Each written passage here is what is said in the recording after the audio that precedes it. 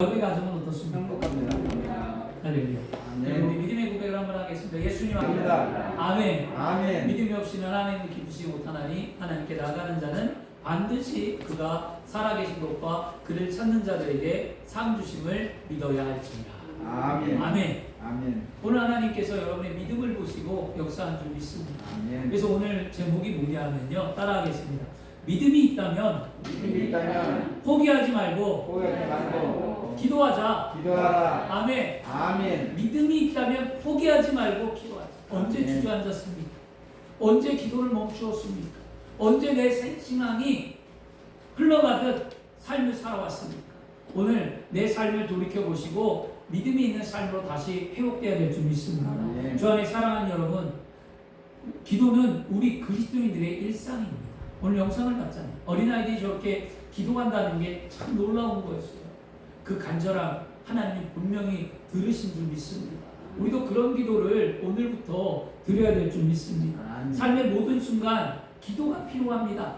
믿음으로 사는 사람은 기도하며 살아가는 사람들입니다. 그런데 때로는 내 응답이, 내 기도의 삶에 하나님이 응답이 지연됐다고 해서, 응답이 더디 온다고 해서 여러분 멈춰버린다면 그와 같이 어리석은 삶이 없습니다.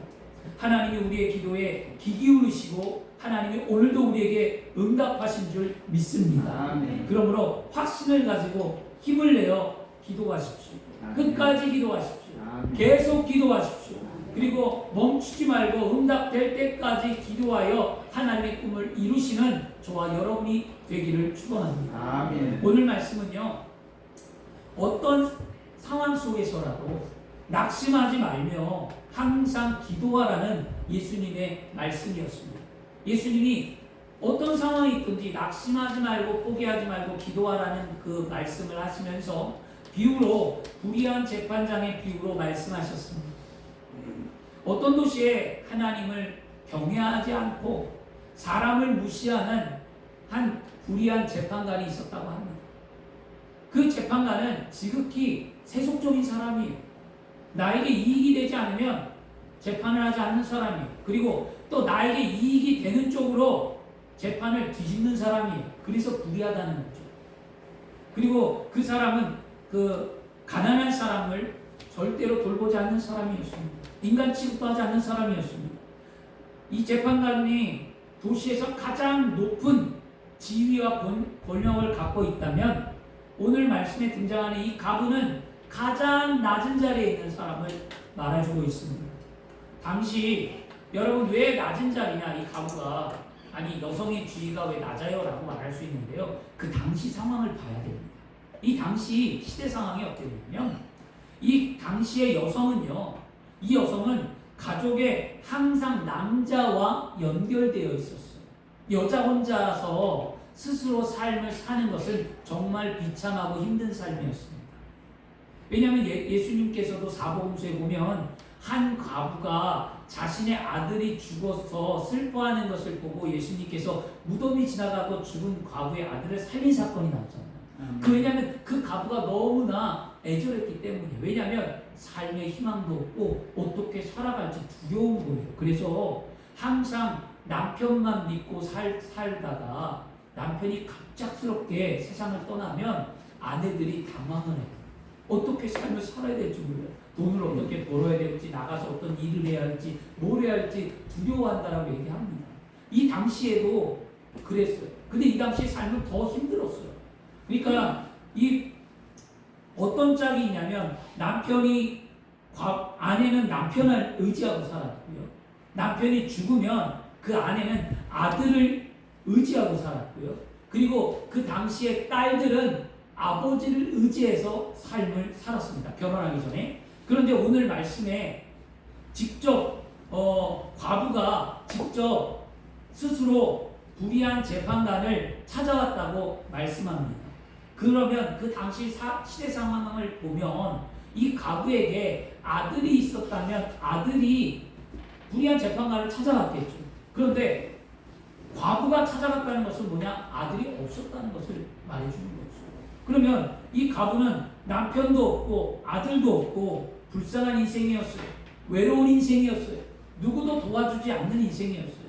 그 당시 여자 혼자로 사는 삶이 굉장히 비참했다고 얘기해요. 그리고 그 당시에 하루 두 끼 먹으면 배불리 먹는 삶이었다고 얘기합니다. 하루 한 끼 먹기도 힘든 그런 삶 속에 남자들이 떼거리를 걷어오는 거잖아요. 우리가 사복음서에 보면 베드로가 밤이 맞도록 수고했는데 아무것도 얻지 못했다고 했어요. 물고기를 잡으러 남자들이 나가잖아요. 여자가 나가지 않잖아요. 물고기를 잡고 그 물고기를 나눠 먹는 삶을 사는 건데 남자가 있어야 먹을 것이. 그러면 이 여인은 얼마나 외롭고 얼마나 굶주리며 얼마나 힘든 인생이었는가를 우리는 짐작할 수 있어요. 시대상을 보면. 그런데 그 시대상에 그렇게 힘든 여인에게 어떤 일이 생겼냐? 억울한 일이 생겼다는 거예요. 그러니까 말로 표현할 수 없는 일이 생겼다는 거예요. 자신이 어떻게 그 억울함을 풀 수가 없었다는 거예요. 뭐 도둑을 맞았는지 아니면 여인이 몸이 더럽혀졌는지 아니면 뭐 매를 맞았는지 어떤 상황과 어떤 건지는 나와 있지 않지만 그 여인에게는 한 맺힌 일이 있었다는 거였어요. 그것이 어떠한 한인지는 안 나오지만 이 여인이 한이라는 게 얼마나 고통스러웠는가를 짐작해 볼 수 있어요. 외롭고 힘들고 아무도 없는데 그 나의 삶이 버티기도 힘들고 하루하루 살아가는 삶이 힘든데 억울한 일을 당했다니까 얼마나 비참하겠어요. 아마 죽고 싶은 심정이었을 거예요. 그 여인이 이리 가도 해결할 길이 없고 저리 가도 해결할 길이 없는 그 여인이 오늘 불의한 걸 알아요. 재판장이 나쁜 걸 알아요. 자신이 자신을 도와주지 않을 것도 알고 외면할 것도 알지만 그래도 자신이 찾아가서 말할 수 있는 데라는 건 재판장과밖에 없다는 거였어요. 사람들은 안 된다고 얘기합니다. 불의한 재판관이 너의 억울함을 풀어주겠냐? 너 돈도 없는데 그 사람에게 돈을 주고 너 한 변에 갖고 그걸 해결하겠냐? 안 된다는 거예요. 모든 사람들이 주변에 있는 사람들이 다 안 된다, 못한다, 끝났다 이렇게 얘기하고 그냥 참고 살아라. 그냥 그렇게 얘기합니다. 그렇지만 이 여인은 가부는 어떻게 했습니까? 불의한 재판장을 찾아갑니다. 그리고 난 다음에 나의 억울함을 풀어달라고 간청합니다. 처음에는 재판관이 한 번만 와서 하겠지. 그렇진 않았어요. 그리고 거들떠보지도 않았어요. 근데 이 여인이 매일 찾아왔어요. 매일 자신을 괴롭게 했어요. 그런데 매일 찾아와 더불어 이제는 불의한 재판관이 들어주지 않으니까 어떻게 했습니까? 밤낮 찾아왔다는 거예요. 밤낮 찾아왔다는 의미가 뭐냐면 그냥 밤과 낮이라서 아침에 한번 찾아오고 저녁에 한번 찾아왔고 이게 아닙니다. 성경에 밤낮 찾아왔다는 것은 어떤 의미를 갖고 있냐면 이 여인이 밤낮을 가리지 아니하고 시도 때도 없이 그냥 찾아왔다는 거예요. 아멘. 얼마나 억울하면 그랬겠냐고요. 어떤 아이가 그러더라고요. 학생이 말씀을 가르치는데 그럼 목사님 밤에 한 번 오고 낮에 한 번 온 거예요. 이렇게 얘기했는데 그게 아니에요. 어떤 성도도 저한테 그렇게 물어보더라고요. 목사님 낮에 한 번 오고 밤에 한 번 온 거예요. 이게 아니에요. 밤낮 찾아와 부르짖었다는 건 뭐냐면 시도 때도 없이 그냥 왔다는 그 의미를 뭐라고 했냐면 재판관이 뭐냐면 나를 번거롭게 한다. 번거롭게가 뭐냐면 쉴 시간도 안 주는 거예요. 내가 좀 쉬려고 하면 찾아오고 내가 지금 재판을 하고 있는데도 찾아오고 내가 지금 누구 만나러 가는데도 찾아오고 이 여인은 자신의 억울함을 풀어달라고 그렇게 얘기해요. 결국 그 여인의 간청함 때문에 그 여인이 자신을 번거롭게 하기 때문에 이 불의한 재판관이 항복하고 맙니다. 그리고 그 여인의 간청함을 들어주죠. 그것이 바로 오늘 누가복음 18장 4절에서 5절 말씀이었어요. 그가 얼마 동안 듣지 아니하다가 후에 속으로 생각하되 내가 하나님을 두려워하지 않고 사람을 무시하나 이 가부가 나를 번거롭게 하니 내가 그 원한을 풀어주리라. 그렇지 않으면 늘 와서 나를 괴롭게 하리라 하였느니라 고 말씀합니다. 주 안에 사랑하는 사람은 누구나 낙심하면 기운이 빠집니다. 온 세상이 까맣게 보이고 그리고 어디를 보아도 희망이 보이지 않습니다. 그리고 따라서 어떤 일에도 낙심하면 의욕이 없어요. 그리고 무질서해져요, 사람이. 그리고 자포자기한 생활을 합니다. 낙심한 사람은 모든 것을 포기하고 무기력하여 생활 전선의 낙오자가 되고 맙니다. 이와 마찬가지로 여러분 믿음 안에서도 기도 생활도 낙심하면 무너진다는 것을 우리는 꼭 알아야만 합니다. 아멘. 처음에 우리 신앙생활 어떻게 했어요? 처음에 기도할 때는 뭔가 막 이루어질 것 같고 은혜가 충만할 때 하나님의 임재를 경험할 때 막 은혜가 있어서 불붙는 신앙으로 우리 하나님 앞에 나옵니다. 푸른 소망을 갖고 기대를 갖고 막 마음에 막 청사진을 그려보고 막 된다라고 막 하고 힘차게 기도해요. 근데 한동안 기도하다가 우리 이렇게 얘기해요. 응답이 없으면 그만 포기하고 낙심하는 경우를 보게 됩니다. 이제껏 열심히 기도해 놓고 또 자신에 대해서 또 회의를 느끼고 기도의 줄을 놓아버리죠. 그렇게까지 열심히 기도해 놓고 응답 안 된다고 스스로 무너져 버리는 모습. 누구나 우리 다 이런 모습을 겪어요. 그리다가 또 나중에는 응답받지 못한 것뿐만이 아니라 어떻게 됩니까? 하나님과의 관계가 멀어져 버립니다. 여러분 죄가 뭐라 그랬습니까? 죄는 하나님과의 관계가 멀어지는 게 죄였어요. 그러니까 낙심하게 되고 점점 예배 횟수가 줄고 기도 횟수가 줄고 성경 보는 횟수가 줄고 믿음의 말 횟수가 줄고 다른 사람의 만남에 복음의 삶의 횟수가 줄어드는 우리의 모습을 보게 되는 거예요.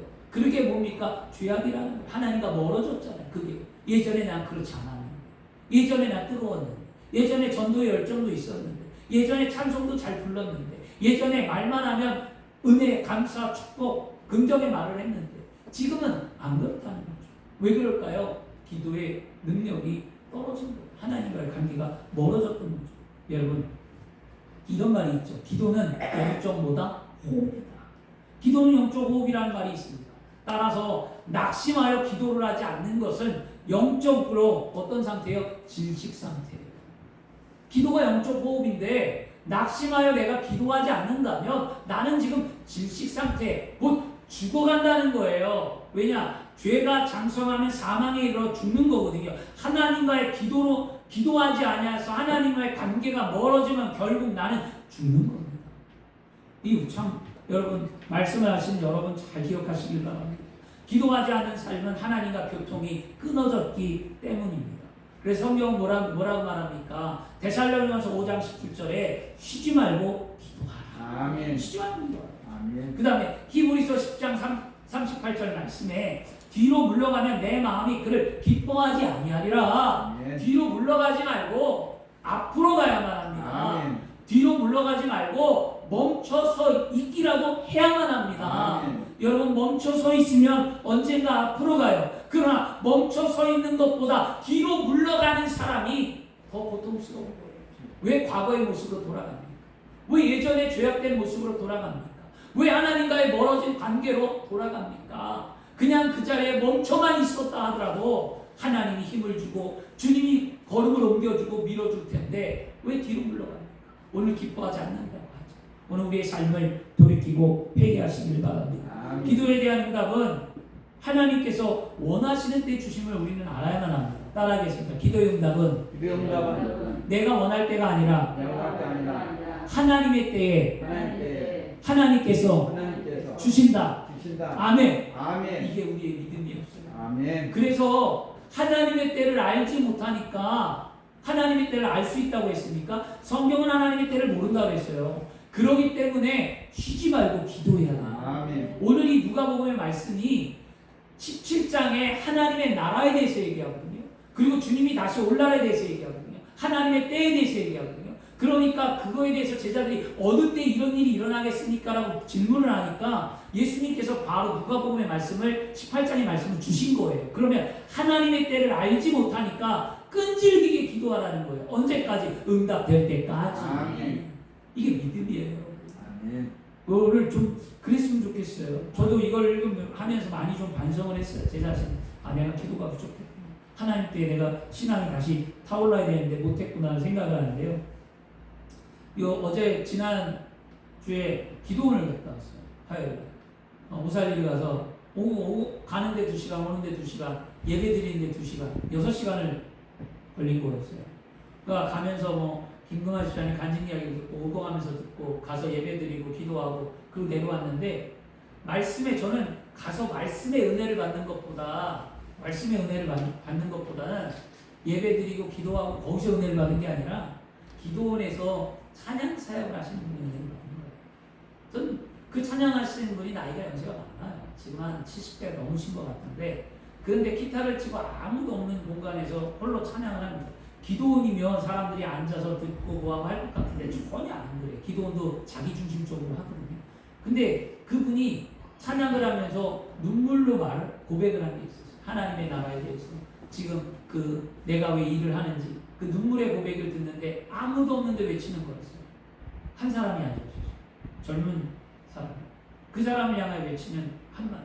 아무도 없는 것이 예배하고 한 사람의 영혼을 향해 저렇게 간절히 기도하며 예배하는 모습을 볼 때 참 은혜를 많이 받았어요. 저런 게 사명입니다. 우리는 뭔가를 좀 가지려고 하고 뭔가를 좀 누리려고 하고 뭘 있으면 한다고요. 내가 복을 받으면 하고 내가 물질을 많이 받으면 뭐 11조하고 뭐 건축헌금하고 내가 뭐 선행을 하고 이렇게 얘기하고요. 내가 건강하면 하고 내 남편이 나오면 하고 우리는 늘 뭔가 주님에 대한 사명을 감당할 때 항상 전제 조건이 따라 있어요. 뭘 하면 한다는 거죠. 이거는 여러분 믿음에서 어린아이 같은 믿음이긴 하지만 그 믿음이 여러분 잘못된 믿음인 줄 알아요. 이건 바른 믿음이 아니에요. 하나님 앞에 어떻게 요구할 수 있죠? 은혜가 감사해야 되는데 우리는 하나님 앞에 요구를 해요. 항상 하나님 이거 하시면 이렇게 할게요. 믿음이 워낙에 없으니까 그걸 그냥 받아주는 것 뿐이에요. 믿음이 자라라고. 근데 그 기도는 잘못된 기도죠. 제가 복권을 산다고 했잖아요. 가끔 저희 사모하고. 그런데 저희 아들이 그러더라고요. 나 하나 아빠 기도 열심히 하면 하나님 들어주네요. 들어준다 그랬어요. 그랬더니 자신이 복권을 산다는 거예요. 그래서 그래 복권 사. 그랬더니 복권 사면 뭐 할 거냐 그랬더니 뭐 차도 사고 뭐도 사고 자기 것만 다 얘기해요. 그래서 제가 그랬지 하나님 그런 것도 안 들어줘. 너 진짜 불쌍해갖고 네가 진짜 불쌍하면 하나님이 어쩌다 한번 들어주겠지. 그렇게 들어줄 것 같으면 한국에 있는 모든 기독교인들 다 복권 맞아야 돼. 기도할 것만. 그런 얘기를 했습니다. 근데 이 아이가 이렇게 얘기했어요. 그러면 아빠 그러면 자 125억을 맞으면 5억은 내가 갖고 5억은 내가 갖고 120억은 교회 짓고 그럼 하나님 주시겠까? 그러더라고요. 그래서 제가 뭐라 그랬겠어요. 그럼 줘. 그럼 하나님 줘. 기도해봐. 그러면 왜 기대? 그래서 너의 선한 마음을 가졌기 때문에. 그러니까 우리가 기도를 할 때 그거는 사실 초신자예요. 제가 그냥 아이가 믿음이 장성하지 않았기 때문에 가르쳐준 거긴 한데요. 그러다 보면 하나님의 은혜를 알고 그 안에 감사가 있고 내 기도와 내 삶이 잘못됐다는 것을 깨닫게 되는 거죠. 우리는 하나님이 원하는 걸 감당할 때 먼저 감사함으로 여러분 해야 될 줄 믿습니다. 아멘. 누가복음에 예수님께서 오늘 하나님의 때는요 그런 거잖아요. 하나님의 때에 쉬지 말고 기도하라면 왜 그러냐면 하나님의 때는 즉시 임할 때도 있고 하나님의 때는 뭐 며칠 아니면 몇 년, 몇 달, 수십 년 후에 기도 응답될 때도 있어요. 그러면 우리가 기억해야 될 것은 하나님은 반드시 기도에 응답하신다는 걸 안다면 믿음을 조금 더 버리지 말고 소망을 조금 더 잃지 말고 기도 응답이 이루어질 때까지 인내하며 끈질기게 기도하시길 바랍니다. 포기하지 마세요. 나 지금까지 목사님 기도했는데 하나님 내 기도 안 들어주셨어요. 이렇게 말하는 분들도 종종 있습니다. 그래도 기도하세요. 하나님 들어주십니다. 오늘 말씀에 예수님께서 왜 불의한 재판장의 비유를 통해 말씀하셨을까요? 왜? 강조하는 게 있었어요. 예수님은요. 불의한 재판장의 이 비유를 들은 이유를 알아야 돼요. 그게 뭐냐면 누가복음 18장 6절에서 8절 말씀이었어요. 끝에 이렇게 얘기하죠. 주께서 또 이르시되 불의한 재판관이 말한 것을 들으라. 말한 것을 들으라. 하물며 하나님께서 그 밤낮 부르짖는 택하신 자들의 원한을 풀어주지 아니하시겠느냐? 그들에게 오래 참으시겠느냐? 내가 너에게 이르노니 속히 그 원한을 풀어주시리라. 그러나 인자가 올 때 세상의 믿음을 보겠느냐 하시니라 라고 말씀합니다. 이것이 무엇이냐면 이기적이고 악한 재판장이라도 번거롭고 괴로워서 과부의 청원을 들어주었는데 하물며 선하시고 자비하시고 살아계시고 사랑이 많으신 하나님께서 너희의 간절한 기도를 들어주시지 않겠느냐. 그러니 너희는 하나님께서 응답하실 때까지 굳게 믿고 끈질기게 기도하라. 고난이 오더라도 시련이 오더라도 끝까지 믿음을 포기하지 말고 소망 가운데 인내하며 기도하라라고 예수님 말씀하신 것입니다. 왜냐하면 제자들이 하나님의 나라가 이 땅에 임하기 전에 제자들이 무엇을 고통받을 것을 주님은 아셨어요. 여러분, 내가 본대로 다시 오신다고 그랬는데 주님이 재림하는 그때까지 하나님의 나라가 이 땅에 이루어지기까지 예수님이 십자가에서 피 흘려 돌아가시고 부활하시고 승천하셨다가 예수님이 다시 재림하시는 그날까지 이 제자들의 삶이 어떠한 삶을 살 것을 주님은 아셨기에 고난과 아픔과 환난이 오더라도 인내하며 다시 만날 날을 기대하고 소망하고 꿈꾸고 기도하라고 말씀하셨던 것입니다. 우리의 신앙이 오늘 제자들에게 말한 그 예수님의 말씀이 오늘 저와 여러분에게 주시는 말씀인 줄 믿습니다. 우리는 어떤 삶을 삽니까? 믿음으로 살아가는데 주님이 이 땅에 다시 오실 때까지, 아니면 내가 천국에 갈 때까지 내가 믿음으로 간구하고 부르짖고 삶을 살아야 될 이유가 무엇입니까? 하나님의 약속이 반드시 이루어지기 때문입니다. 예수님께서 제자들에게 가르쳐 준 대로 우리는 하나님께 응답해 주실 것을 굳게 믿고 어떠한 경우에도 낙심하지 말고 포기하지 말고 소망 가운데 인내하며 기도하기를 축원합니다. 아멘. 성경에 여러분 모진 고난과 아픔과 시련을 딛고 일어난 믿음의 사람들이 있습니다. 누굴까요? 많은 사람들 가운데 있는데 저는 누구를 말씀드리냐면 위대한 신앙의 인물 다윗을 좀 말씀드리고 싶어요. 다윗의 삶에 다윗이 사울을 통하여 도망자의 인생을 사는데요. 왜 도망자의 인생을 살죠? 사울과 다윗의 결정적인 게 있었죠. 다윗이 골리앗을 죽이고 난 이후에 예루살렘으로 들어갈 때 이스라엘 들어올 때 뭐라고 얘기합니까?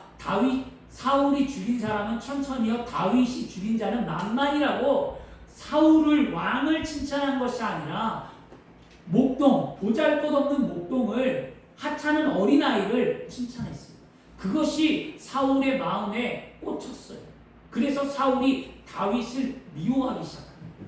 그리고 다윗을 죽이려고까지. 그리고 난 다음에 사울이 다윗을 피하여 도망다닌 세월이 무려 10년이었어요. 여러분 10년을 도망다닌다고 생각해보세요. 누가 나를 죽이려고 하는데 그 죽이려고 하는 사람을 피해서 10년을 도망다니는, 그러면 마음이 얼마나 불안할까요? 오늘 여기서 만나나? 오늘 저기서 만나나? 누가 나를 치면 어떡하나? 이 두려움이 사람을 피를 말리게 합니다. 제가 예전에도 간증했지만 제가 학생 시절에 질풍노도 시절 그때 그 학교 애들끼리 싸움이 있고 이렇게 할 때 고등학교 때 제가 다리를 다쳤어요. 2학년 때. 다리를 수술하고 다리를 다쳐서 제가 시내를 나갈 때 늘 두려웠어요. 그래서 습관이 뭐냐면 항상 주위를 돌아보는 습관이 있었고 항상 주위를 이렇게 살피는 습관이 있었어요. 왜냐하면 항상 나를 죽인다는 애들이, 너 가만 안 둔다는 얘기들이 주변에 많았기 때문에 그 아이들을 피해 다녀야 됐어요. 왜냐면 내가 몸이 약하니까. 두렵죠. 저는 그 잠시 잠깐이었지만 그 몇 개월이 저한테는 진짜 집에 은둔 생활, 집에서 안 나왔다니까요. 그래 친구 하나가 불러내고 데리고 다니고 막 이렇게 했고요. 정말로 길 가다가 만났어요. 그때 마음이 어땠겠냐? 죽을 것 같았어요. 안아줘.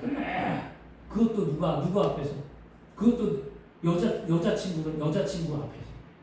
이거는 완전히 진짜 세상 말로 쪽팔린 거고 이거는 큰일 납니다. 방법이 없잖아요. 그런데 그때 마침 하나님은 또 다른 길을 예비하셔서 피할 길을 예비하셨어요. 누가 알았겠냐고요. 버스 타고 그 광경을 보고 간 사람이 있습니다. 버스 타고 그 광경을 보고 간 친구 하나가 있었어요. 그 친구가 다음 정거장에 내렸어요. 그리고 나서 모든 것이 해결됐어요. 사람 이렇게 모으고 이렇게 하고. 그것을 볼 때 마음이 두려움이라는 게 누가 나를 죽이려고 할 때 도망다니는 삶이 얼마나 비참할까. 다윗은 10년이었다는 것이요. 근데 왜 다윗이 위대한가? 위대한 건 뭐냐면 엔겔이라는 동굴 안에서 다윗이 숨어 있을 때 사울을 만났단 말이에요. 그러면 사울만 죽이면 자신은 도망자의 삶이 아니에요. 그래서 다윗의 신복들이 뭐라고 했냐면 사울을 죽입시다. 사울을 죽이면 도망다니지 않아도 되지 않냐? 이제 인생이 펴지지 않겠냐? 라고 말할 때 다윗이 결정적으로 얘기합니다. 아니다 라고 얘기합니다. 왜 아니라고 얘기하는지 아십니까? 하나님의 기름 부은 사람이라 아니다라고 우리는 그렇게 알잖아요. 그것도 맞아요. 그런데 다른 측면 하나가 있었습니다. 다른 측면이 뭐냐면 다윗이 기도했기 때문이에요. 다윗이 어떤 기도를 했냐면 다윗은 하나님 앞에 기도했어요. 자신의 원한과 고통과 슬픔을 하나님 해결해 주옵소서라고 기도했고요. 다윗은 자신의 힘이 아닌 하나님의 뜻대로 하나님의 응답대로 그 문제가 해결되기를 원했기에 다윗은 사울을 해하지 않았던 것입니다. 놀랍지 않으세요? 우리 같으면 어떻게 하겠냐고요.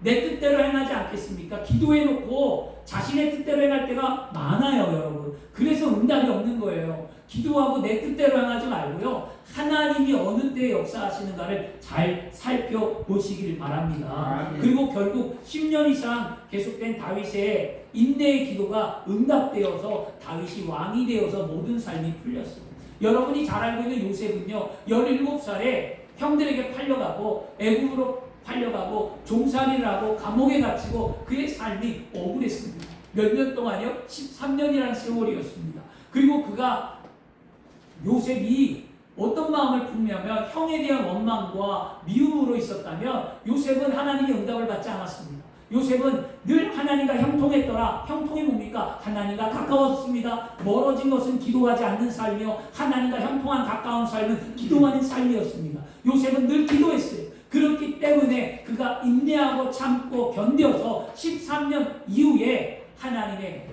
삶 가운데 국무총리가 되고 응답되었고 자기의 꿈을 이룰 수 있었습니다. 마침내 그 길고 긴 인고의 생활이 끝나고 믿음에 끈질긴 기도했던 요셉은 애굽의 국무총리가 되는 새 인생을 살았잖아요. 이게 성경의 믿음의 삶이에요. 여러분, 그러면 이렇게 얘기하죠. 제가 이런 설교를 하면 꼭 질문을 합니다. 아니 그럼 목사님, 그러면 예수 믿고 오래 기도해야 돼요? 그렇게? 이런 생각 안 드세요? 예수 믿고 그럼 얼마나 기도해야 돼요? 그렇게 오래 기도할 것 같으면 뭐하러 예수를 믿고 믿음 생활을 하냐고 질문할 수 있습니다. 여러분, 오래 기도하라는 초점이 아니라 뭡니까? 기도 응답은 모르니까, 하나님이 즉시 할지 언제 할지 모르니까 포기하지 말고 끈질기게 기도하라는 거지. 믿음의 사람들이 오랜 세월 있다 응답받았으니까 우리도 오랜 세월 있다 응답받을 거라고 생각하면 그것도 여러분 잘못된 생각이에요. 하나님께는 아무도 몰라요. 그렇기 때문에 우리는 끈질기게 기도하라고 오늘 말씀하는 줄 믿습니다. 믿음은 말하는 게 실상에 보이지 않는 세계의 증거라고 하는데, 믿음을 고백하고 시인하는 것이 기도입니다. 믿음의 기도는 반드시 응답됩니다. 그러므로 우리가 믿음이 있다면 포기하지 말고 하나님께 응답하실 때까지 기도하기를 축원합니다. 응답되기까지 기도하는 데 있어서 끈질긴 기도를 성경 우리는 뭐라고 하냐면 불태진의 기도라고 얘기하잖아요. 많이 들어보셨죠? 불태진. 이 불태진이 어떤 기도인지 아시겠습니까? 불태진은요, 군대 용어예요. 불태진은 거 뭐냐면 군대의 진지를 뒤로 물리지 않겠다는 게 불태진이에요. 군대의 진지를 물리지 않겠다. 그러면 전쟁에서 군대의 진지를 뒤로 물르는 행위는 패배했다는 거예요. 패배하지 않냐고 물리지 않는데요. 그러면 우리의 기도가 불태진의 기도가 돼야 되는데, 우리의 기도가 적당히 하다 마는 기도, 우리의 기도가 조급한 기도, 우리의 기도가 믿음이 결여된 기도라면 여러분 응답받을 수 없습니다. 누가복음 22장 44절에 예수께서 힘쓰고 애써 간절히 기도하시니 라고 말씀하고요. 사도행전 12장 5절에도 베드로가 옥에 갇히고 교회는 그를 위하여 간절히 하나님께 기도하되 라고 말씀하고요. 야고보서 5장 17절 말씀에 엘리야는 우리와 성전이 같은 사람이로되 그가 비가 오지 않기를 간절히 기도한즉 3년 6개월 동안 비가 오지 않냐고 그가 기도한즉 비가 왔다 라고 말씀합니다. 여러분, 이 뭐예요? 지금 간절히 기도했대잖아요. 그러므로 주님께서 다시 오실 때까지, 우리 마지막 호흡이 멈출 때까지 우리는 간절히 믿음으로 기도하는 기도의 사람이 되기를 축원합니다. 아멘. 결론입니다, 여러분.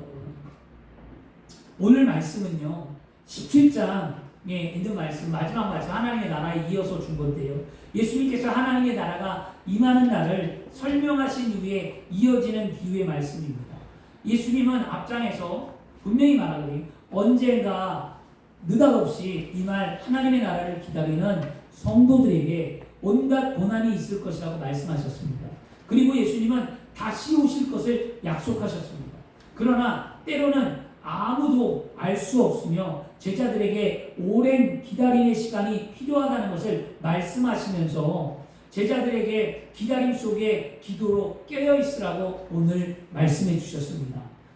그래서 재판장과 불의한 재판장과 이 과부의 비유를 통해 기도하는 믿음의 사람들이 어떻게 해야 되는가를 보여주셨습니다. 우리는 예수님이 재림을 기다리고 천국 갈 때까지 믿음을 지키기 위해 어떻게 기도해야 합니까? 또 우리의 삶의 문제를 믿음으로 살아가면서 우리의 삶의 크고 작은 어려운 문제를 해결하기 위해 우리는 어떻게 기도해야만 합니까? 따라하겠습니다. 끈질기게 기도하자. 기도하자. 믿음으로 기도하자. 믿음으로 기도하자. 아멘. 아멘. 끈질기게 믿음으로 기도할 때 응답되는 줄 믿습니다. 아멘. 믿음으로 기도하고 조금도 의심하지 하지 말라라고 말하죠. 조금도 의심하지 말라. 아멘. 믿음으로 기도했습니다. 그리고 내 믿음대로 될저다라고 성경은 우리에게 말씀해주고 있잖아요. 여러분의 믿음대로 되고 여러분의 믿음대로 끈질기게 기도할 때 하나님은 응답하신 줄 믿습니다. 아멘. 영국의 시인 겸 평론가인 세무얼 존슨이라는 사람이 있어요. 세무얼 존슨이라는 사람이 있는데요. 그가 이런 말을 해요. 진정 위대한 일은 힘에 의해서가 아니라 끈기에서 이루어집니다. 위대한 일은 힘이 아니라 끈기라고 얘기하죠. 그리고 미국의 30대 대통령이었던 켈빈 클리지가 이런 말을 했어요. 이 세상에 끈기를 대신할 수 있는 것은 없다. 재능도 대신할 수 없다. 재능이 있지만 성공하지 못하는 사람은 너무나 많다. 천재성도 대신할 수 없다. 빛을 보지 못한 천재는 널리 있다. 교육도 대신할 수 없다. 이 세상은 교육받은 불량자들로 가득하다. 끝까지 밀고 가라는 구호가 여태까지 인류의 문제를 해결해왔고 앞으로 그럴 것이다. 끝까지 밀고 가라. 이렇게 생각했던 사람들이 인류의 발전을 이루고 삶이 바뀌었다는 거거든요. 운동도 지속으로 해야 유익이 있듯이 무슨 일이든지 끈기 있게 해야 합니다. 저도 끈기가 약해요. 끈기가 약해서 헬스클럽을 3개월 끊어놨는데 제가 3개월이면 90일인데 90일 동안 제가 몇 번을 갔나 봤더니 아직 6월 말일까지 남아있으니까 60일만 따져도 제가 한 20번밖에 못 갔어요. 근데 비 와서 안 가고 피곤해서 안 가고 늦어서 안 가고 오늘은 힘들어서 안 가고 전부 다 내 안에 핑계가 있는 거예요. 그래서 그 핑계를 이기지 못하고 운동하러 못 갔어요. 저 운동해야 되거든요. 집회가 있어서 체력 관리를 해야 돼서 해야 되는데 허리가 아프고 관절이랑 다리가 아프면 못 가거든요. 근데 자꾸 핑계가 있고 끈질기게 하지 못하는 제 모습을 보니 그래서 오늘부터 바꾸기로 했어요. 끈기 있게 해야 되는구나. 열심히 해야 되는구나. 돈 주고 끊으면 뭐하냐고. 안 가면 그만이지. 그래서 집에서 열심히 해야 되겠다. 그리고 또한 여러분 그런 게 있습니다. 재판장이 오늘 말씀에도 재판장이 귀찮았어요. 원한을 풀어주겠다고 마음 먹었는데 귀찮아서 재판장이 원한을 풀어주겠다고 마음을 먹었는데 가부가 그 사실을 모르고 이제는 안 될 것 같다. 이제 끝났다. 안 갈랜다 오늘. 그리고 만약에 재판장한테 안 갔다면 어떻게 됐을까요? 응답 못 받았잖아요. 근데 눈이 오나 바람이 오나 비가 오나 낮이나 밤이나 언제나 할 거 없이 자신이 외면당하고 자신이 굶주리고 자신의 삶이 어떠하든지 간에 그 원한을 풀어달라고 갔기 때문에 응답받았잖아요. 우리는 핑계대지 맙시다. 따라하겠습니다. 믿음 안에 핑계대지 맙시다. 아멘. 아멘. 믿음 안에 핑계대지 맙시다. 아멘. 여러분 하셔야 됩니다. 아멘. 기도하고 전도하고 예배드리고 찬양하고 말씀대로 살고 우리가 믿음 안에 살아야지 다 핑계 대는 거예요. 바빠서 안 되고요, 아파서 안 되고요, 집에 누가 와서 안 되고요, 뭐 때문에 안 되고 전부 다 안 되거든요. 사실 그 얘기가 틀린 얘기는 아니에요. 정말 바쁘고 힘들고 안 되는 여건 가운데 있겠죠. 그런데 그 있는 여건 가운데 하나님은 무엇을 보냐면 그 속에서 마음을 돌이키길 원하는 거예요. 주님 앞에 가야지. 이런 사람하고 오늘 못 가고 다음에 가지. 이런 사람하고는 여러분 천지 차이라는 거예요. 이 자리에 나오지 못한다 하더라도 진짜 가야지. 난 다음에 갈 거야. 이런 사람하고 그래 오늘 바쁘니까 못 가. 그럴 수 있지. 이런 사람하고는 다르다는 거거든요. 여러분 마음을 돌이키시길 바랍니다. 하셔야 되죠. 여러분 석공이 돌을 깨는 석공이 돌을 깨기 위해서 망치로 두들겼어요. 100번을 두들겼는데도 이 돌이 쪼개지지 않았습니다. 그런데 이 석공이 101번을 두드니까 돌이 2개로 쫙 갈라지고 쪼개졌어요. 여러분 돌이 쪼개진 이유가 여러분 100번을 두들겨서 쪼개졌습니까? 아니잖아요. 101번이었잖아요. 만약에 101번 마지막 한 번을 하지 않았으면 돌은 쪼개지지 않았거든요. 우리는 끝까지 응답될 때까지 낙심하지 말고 기도해야 합니다. 사랑하는 여러분 믿음으로 포기하지 말고 응답될 때까지 기도하시길 바랍니다. 아멘. 예수님이 제자들에게 항상 기도하고 낙심하지 말라고 하신 말씀, 그 말씀이 오늘 저와 여러분에게 하나님이 주신 말씀인 줄 믿습니다. 아멘. 우리는 주님이 다시 오실 때까지 믿음의 선한 싸움을 다 싸워내야만 합니다. 아멘. 최후의 심판날에 주님이 우리의 원한을 풀어주실 때 이 세상의 고난과 불의와 박해가 있다라고 분명히 얘기하잖아요. 그런 상황 속에 우리는 하나님께 기도해야 된다라고 주님은 말씀 가운데 가르쳐 주었어요. 믿음이 결코 편하지 않습니다. 기도하는 삶이 편한 삶이 아니에요. 고난과 아픔과 슬픔과 어려움 속에 죄악에 무너지는 내 삶 속에 늘 갈등하는 내 모습 속에 우리는 기도하라는 거거든요. 믿음으로 산다는 것은 기도를 포기하지 않는 거예요. 절대 남편에 대한 기도, 아내에 대한 기도, 자녀를 향한 기도, 물질을 향한 기도, 환경을 향한 기도, 삶의 축복을 향한 기도, 하나님의 나라를 향한 기도, 복음을 향한 기도 포기하지 마십시오. 하시길 바랍니다. 우리가 부르짖어 하나님이 응답하시지 않는 것처럼 보일 때도 있습니다.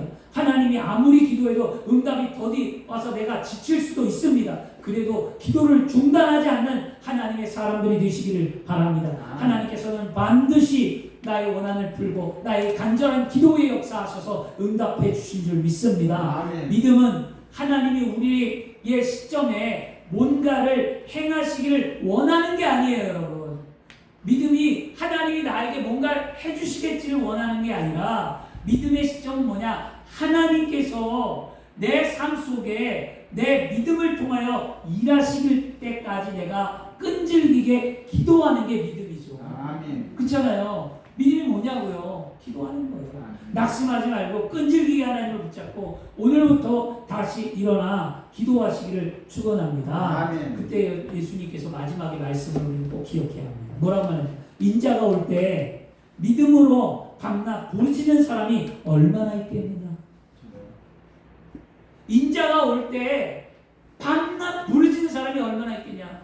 하나님의 나라가 알지 못해서 너희들은 낙심하지 말고 끈질기게 기도해야 되는데 인자가 올 때 이렇게 밤낮 기도하는 사람이 믿음의 사람이 얼마나 되겠냐라고 방문하시잖아요. 이건 무엇을 의미합니까? 그만큼 믿음의 삶이, 그만큼 기도의 삶이, 그만큼 하나님의 마음에 합한 삶이 힘들다는 거예요. 저 항상 얘기해요. 믿음이 결코 쉽지 않다고. 그러기 때문에 나 혼자 안 되기 때문에 나의 연약함을 아시는 하나님 앞에 엎드려 기도하고 성령의 이끌림을 받고 성령 충만함을 받아서 내 안에 샘솟는 하나님의 은혜의 능력에 따라 순종하는 삶을 살아야 될 줄 믿습니다. 아멘. 저와 여러분 그렇게 되기를 축원합니다. 아멘. 기도하겠습니다.